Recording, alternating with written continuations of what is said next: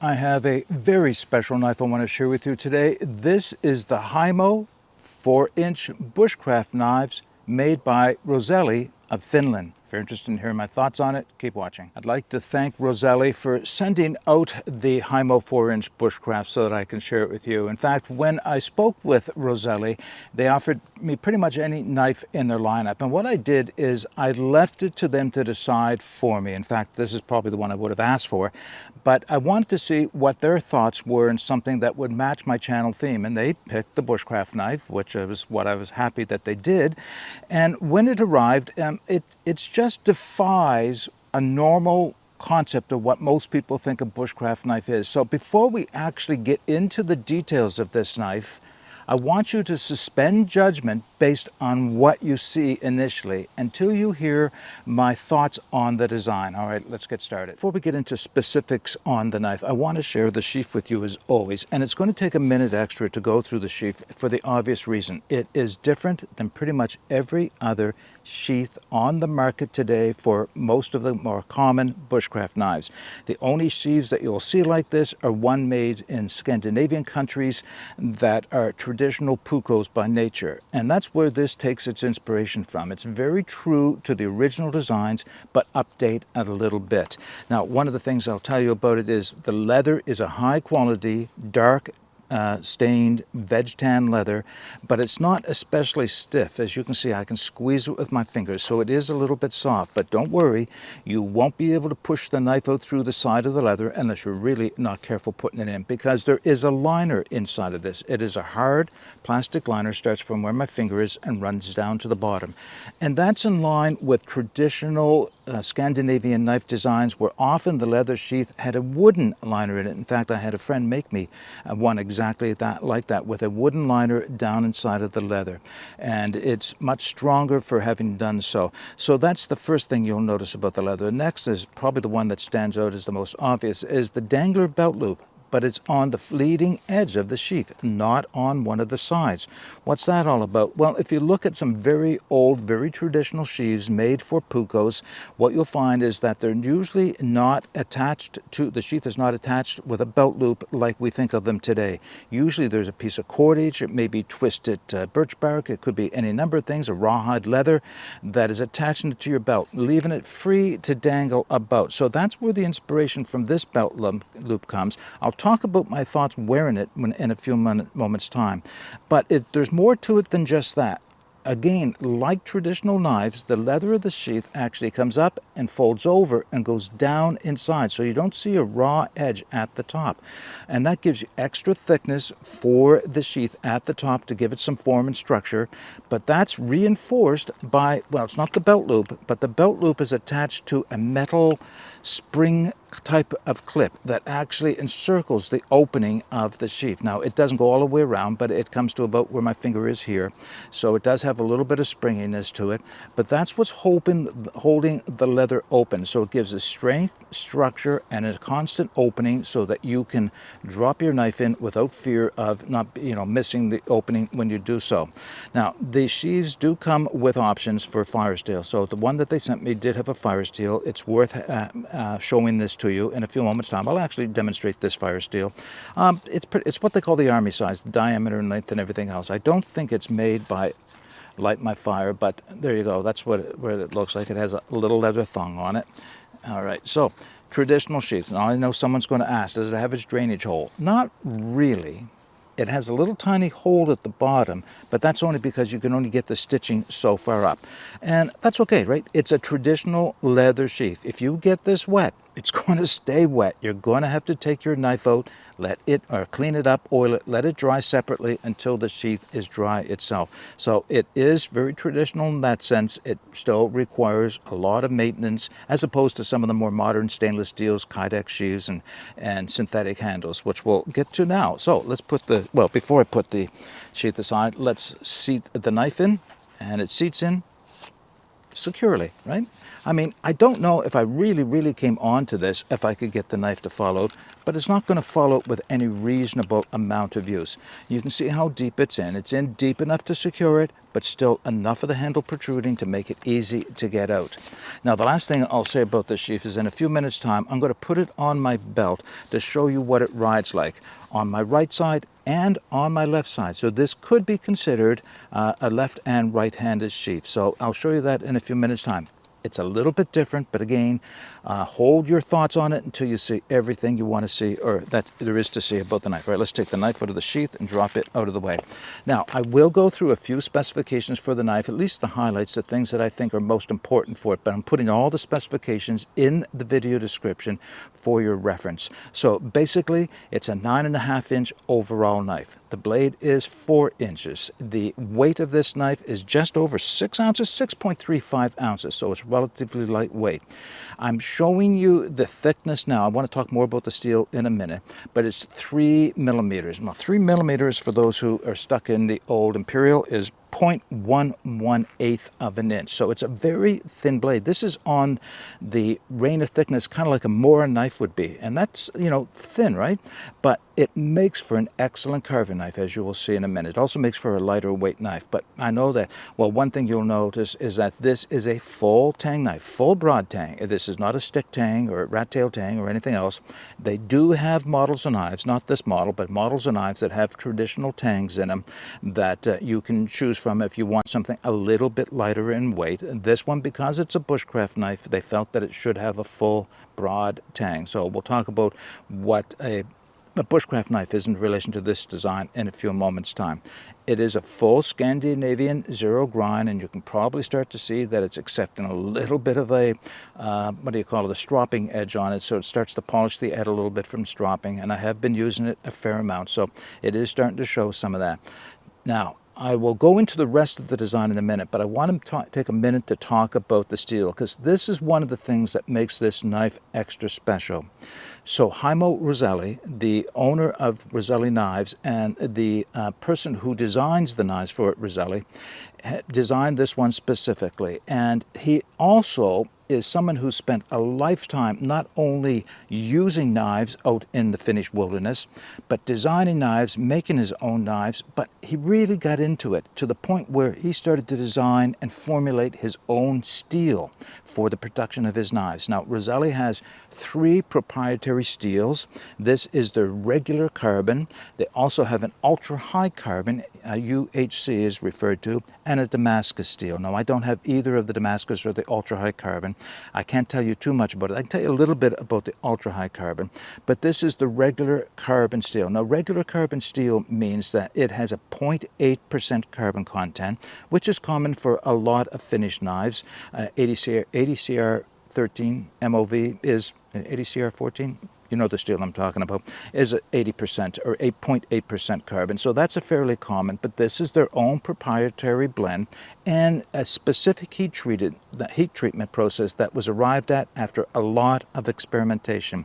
And what it allows for is a knife that is still capable of a 60 HRC Rockwell rating for the steel and maintains an edge very, very well, but still has enough resilience to it to withstand impacts, hard use. I mean, it's also considered a hunting knife in addition to a bushcraft knife. You do need to have some edge stability if you're using it as a hunting knife, because if there's a potential of chipping the knife edge on bone if it's too hard, too brittle. So this is one that is designed specifically for hard use. Now, the other steel, the UHC Ultra High Carbon, again, I don't have one. I'd love to try one at some point, has virtually twice the amount of carbon content in a steel. It's the highest carbon content steel that I think that is made for knives anywhere that I've heard of, upwards to 2% carbon. And it is hardened to somewhere, I think it's 62 to 64 in the Rockwell scale, and you're thinking, that's got to be fragile, that's got to be chippy.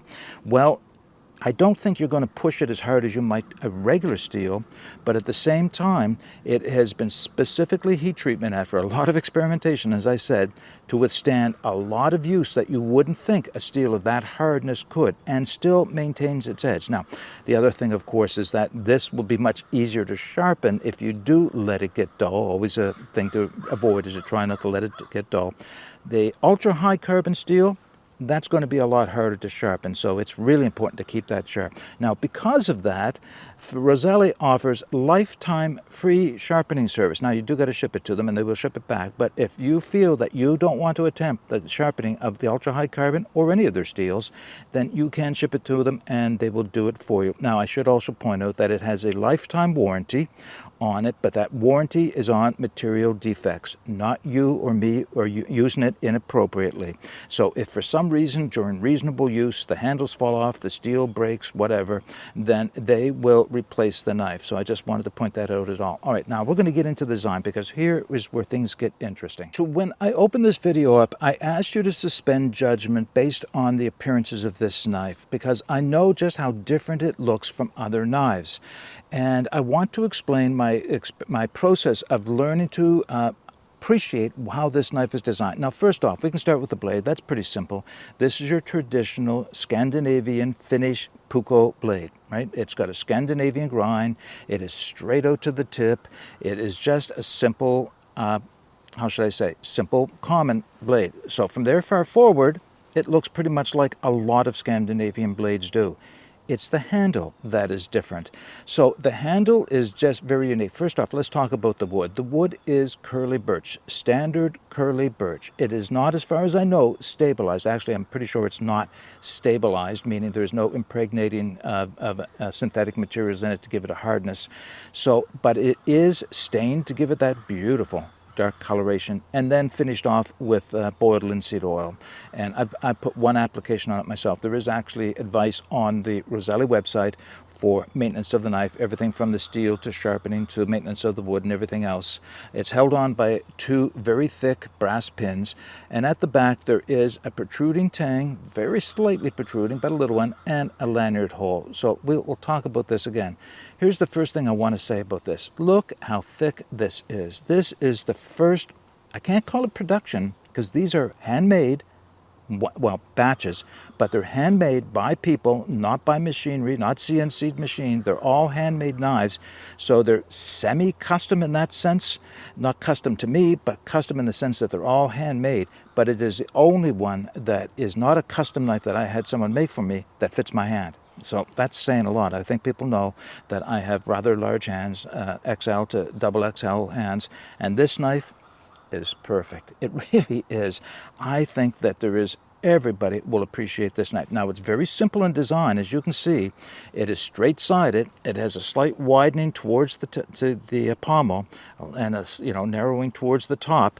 And the same thing in this dimension. It widens towards here, and that can be lost on people at a time when they think that maybe it should be thickest up front, when in fact a lot of your holding power, believe it or not, is at the baby finger, the last two fingers. In fact, really, you should have your fingers somewhat loose up front, just so you don't overstrain your hand. That's where hand strain comes from, is those first couple of fingers. So if you can hold onto the knife with one or two fingers at the back, and it's big enough, the knife is big enough to do that for you, that's where most of your grip comes from. Now, it's a little bit more complicated than that, of course, but I just want to point that out, that when you're assessing a grip on a knife, you should be really able to grab onto that knife and squeeze really hard, find absolutely no hot spots, almost not even feel it in your hand is the best way to say it, and have most of your strength in the last couple of fingers. Now, that means, of course, that it has to be rounded. And this, if it wasn't taller than it is wide, would be round, if that makes sense. It's continuously curved. There are no flats on this anywhere.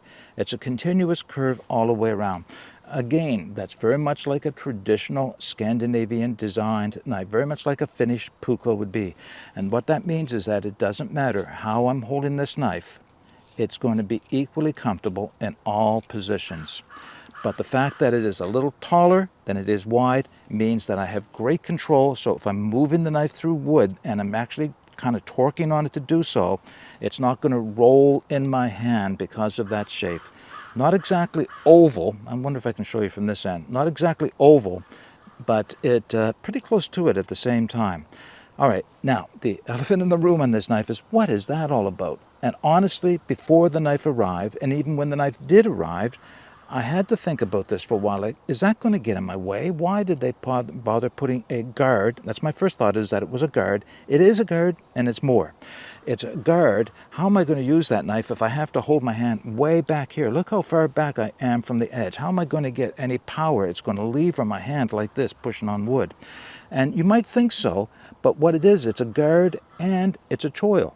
And that, at least functionally, that's the way it is. So what I mean by that is my finger, my forward finger, my index finger, rides on and just in front of the bump itself. And I wonder if I can open my hands up if you can see what's happening here. Is that showing up nicely? Okay. You wouldn't believe how comfortable that is. I would not have thought so until I took this knife in hand and realized that I can hold it like this and have amazing amount of control. Now, look where the edge is, right? It's right at my finger, but my finger is not touching it.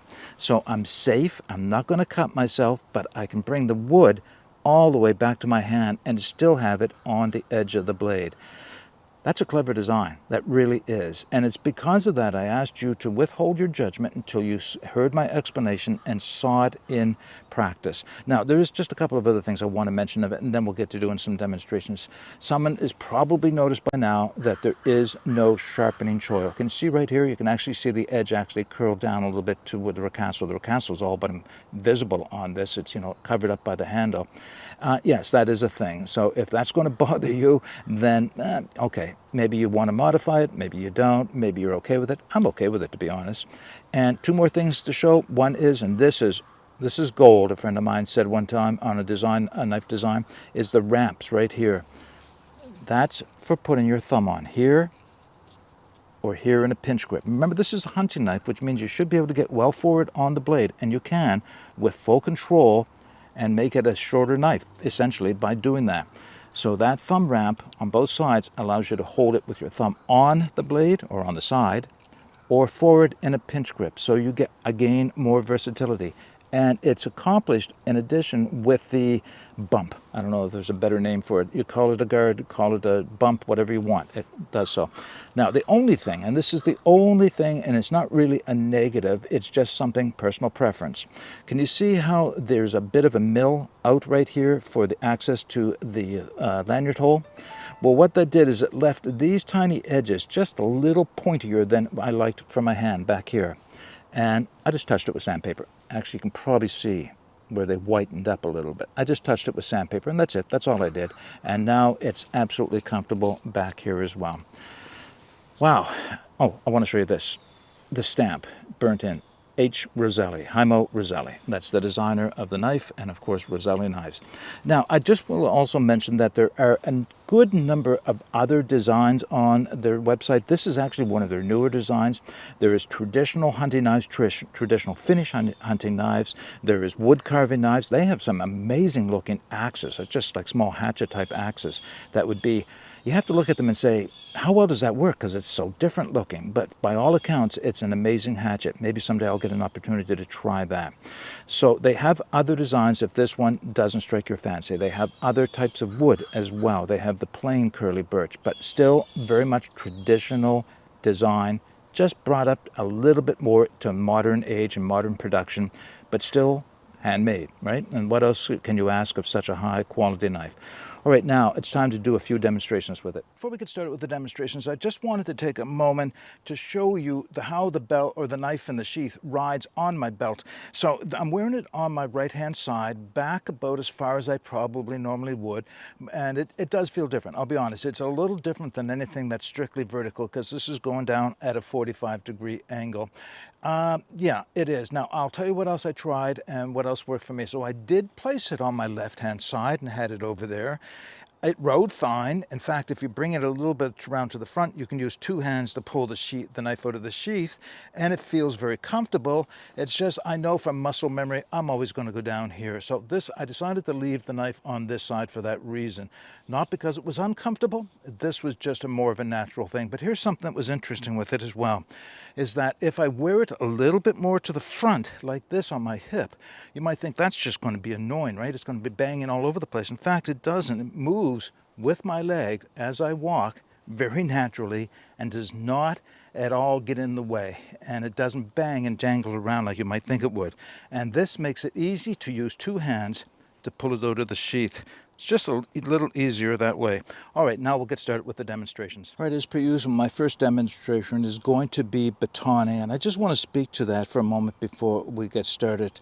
First off, let's keep in mind, yes, it is a full tang knife. It is strong enough to do the batoning. There's nothing about the knife blade itself that makes it delicate as far as batoning goes. Yes, it's a little thin at 3 millimeters, but you can baton more knives than you can certainly baton this. The only thing I'm going to say is this birch.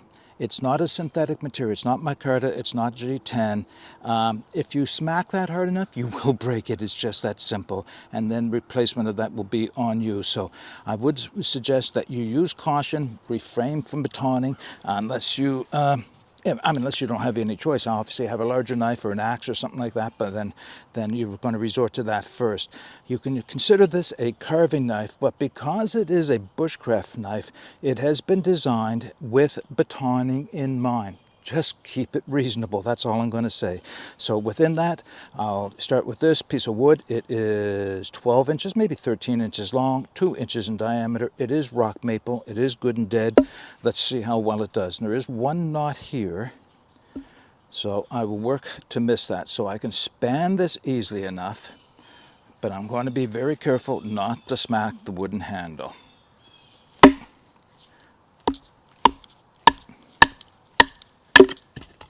All right, it certainly did that with no problems.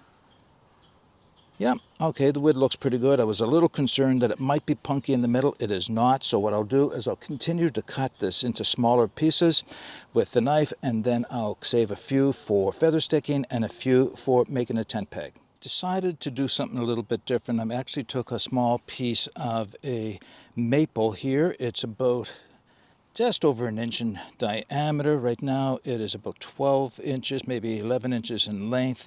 But I left this knot on. You can see the knots right here. That's not carvable really. So I want to do a couple of things. First off, I want to cross baton this right off. And that's where my point will be eventually. And at the other end is where I'll put the notch for the tent peg. So let's start by taking that right off. Right there. Put this on the log so that I don't bounce too badly.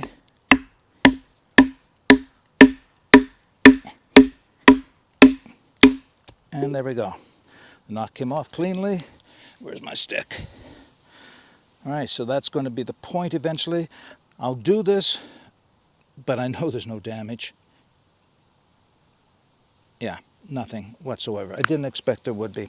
All right, now, so this is the end where I'll put the guy line, so I'm going to rock the notch in, back a little over an inch, roll the knife over the wood to create a stop cut, and then carve down to it. And I know I say this, but sometimes people will still ask me why I'm doing it this way. It's not a tutorial. It's a representation of different skills.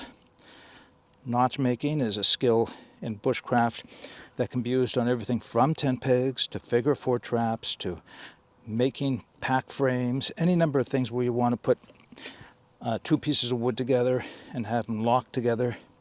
Pot hangers, all use some type of notch configuration. So this is just one for attaching a guy line too, and it does that very well. Now I do have to reposition the camera so I can show putting a point on this end using the chest lever grip. Once again, what I'm doing is putting a point on this tent peg. It's a little thicker than it needs to be for a tent peg, but I think it's a good chance to demonstrate the skill that I want to use, which is holding the knife in the reverse grip using that nice slide that I mentioned about, that nice angled piece here, and the chest lever grip using my back muscles rather than arm muscles to do the work. So I'll put a point on this.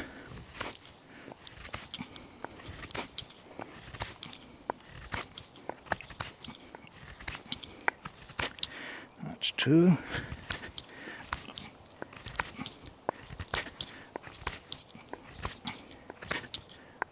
All right. I did mention this is rock maple, right?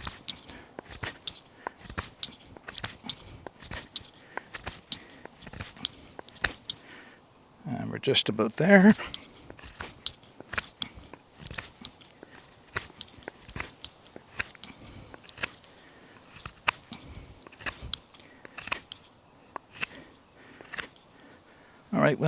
All right, maybe a little pointier. And what's nice is if you really want to get fussy about it, you can just use the knife off the end of your finger to do some carving. In fact, this is something I don't often show, but if you want to keep a tent peg last longer, then chamfer the edges. Take them off at a little bit 45 degrees all the way around. And when you hit it with baton or the back of an axe, it's less likely, it doesn't necessarily always prevent, but it's less likely to see the edges split and mushroom out. And if you're using this again and again as a tent peg, then it's worth doing that. All right, I do have some splits from that original piece of wood that we can do some feathering with. So these are 4 of the splits from that piece of wood. The other 4 all had the knot that was on the other side in them, so they all had a bit of a curl that would make them a little bit more awkward for feather sticking. So I think I'll use this one. Sometimes you just don't know until you split a piece of wood out what the quality of the wood is going to be like on the inside. Is it too dry and a little punky, meaning your curls fall off too quickly? Is it too wet and they just don't want to curl, they just want to kind of roll up? I won't know until I try it, but I am going to give myself a bit of an advantage if I can and take some of that. Maybe I won't. I was going to take the bark off the outside. It's still on there pretty good, which means that this is not as long dead as I might think. All right, let's get the knife out of the sheath. And we'll see how well it does at curling. Here's what I wanted to show you before. Remember I had mentioned about putting my finger up on the bump? This is where it really comes into advantage. It kind of allows you to loosen your grip up, but you have the knife forward enough to get all kinds of control over the blade. And if you just run it down, and it's making easy work out of this feather stick, I'll tell you. Now, one of the things that I don't know that I mentioned, let me just stop for a second here to show you. 3 millimeters thick steel. Remember I showed you that. Look how high the Scandinavian grind is on this. That means it's especially slicey for a Scandinavian knife. Now remember, it comes down to a 0 edge, so there's no secondary bevel other than what's been stropped into it from use and stropping. So that is a very slicey knife. What that means is you're going to take a little time to get used to that when you use this for carving, because it's going to want to really bite in and slice. If you're used to other knives where you have to angle it up higher and push on it, this one's not like that. You're just going to start very low at the angle and just until it engages the wood, and try to go for the skinniest, littlest, tiny curls so that you know where it's engaging. And then you can start working with it to create the curls that you'd prefer. Bigger curls, curlier curls, longer curls. There is some bug holes in this, so I might lose some of my curls when I do this. I'll tell you, it's a joy to use. And that is what a good bushcraft knife should be. It should be fun. It shouldn't be work. You shouldn't be fighting the knife in order to do what I'm doing right now. It should come very natural. Yes, it takes a little bit of practice getting used to your knife, and a little bit of practice just in doing feather sticks in general.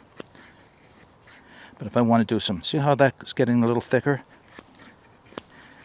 Sometimes you want both on your sticks, right? You want the fine ones and the thick ones.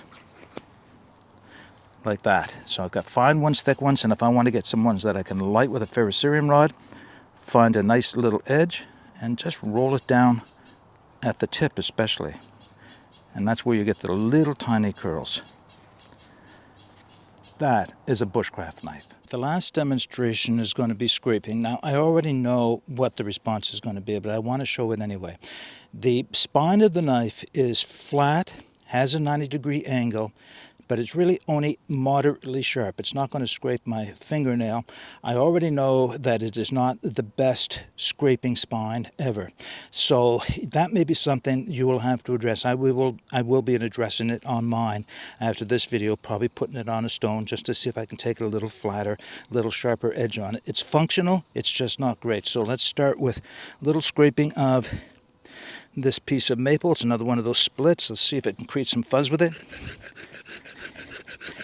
So certainly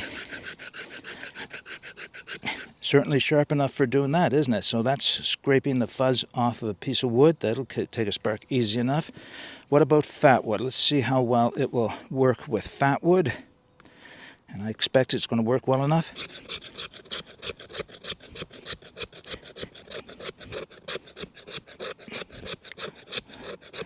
Yeah, okay, it's working well enough with the fat wood. Let's see if we can get into a nice little pile and hit that with a spark. So this is the ferrocerium rod that came with it. Rather than using the one that I always have in my person, I will try the pullback method to see if I can get a spark into the... Interesting. There we go, that's better. They were landing, but not quite. So obviously it is going to spark well enough. It could just be a tiny bit better. Right, now we can wrap this video up. Can you believe that? It's almost the end of September here in Nova Scotia, and there's still mosquitoes out around. I didn't put any bug spray on because I didn't think they would be out. They're normally all gone by now. All right, let's talk about the knife. All right. So admittedly, this is not going to be for everybody. And I think the biggest impediment most people will see is the price. It is a fairly expensive knife, and I don't argue that point at all. But you have to consider, what are you getting for your money? Is there value in this knife? Well, as I mentioned, these are handmade. They're not in a factory. They're not in a high production CNC, laser cut, stamped out steel with high ovens that accommodate a great number of blades for heat treatment. They're all individually made by real people, pretty much one knife at a time. They're assembled at least one knife at a time. You also have to take into consideration the designer, Heimo Roselli. He's been making knives for close on 40 years, and he has perfected his designs through his own experience. And on top of that, he's producing his own steel. He has his own steel formulated to his specifications and heat treated to his specific processes, exactly for the knife you're going to buy. That's what you're getting for your money. I mean, the beauty of the knife is just bonus, really. And it is a great looking knife. For some people, it would have been for me as well. This bump kind of got in the way of my thinking on it until I held it in my hand. And you really do have to hold it in your hand to appreciate just how comfortable that is with that bump. That's not an impediment. It's actually an advantage to have that. All right, I don't think there's much more I can say about these knives. What I will do, of course, is put the links to where you can take another look at the Bushcraft knife, as well as all the other knives and axes that Roselli has to offer. If you have any comments or questions, put those in the comments section below. But until next time, get out and explore and take that path less traveled, because it will make all the difference. Bye for now.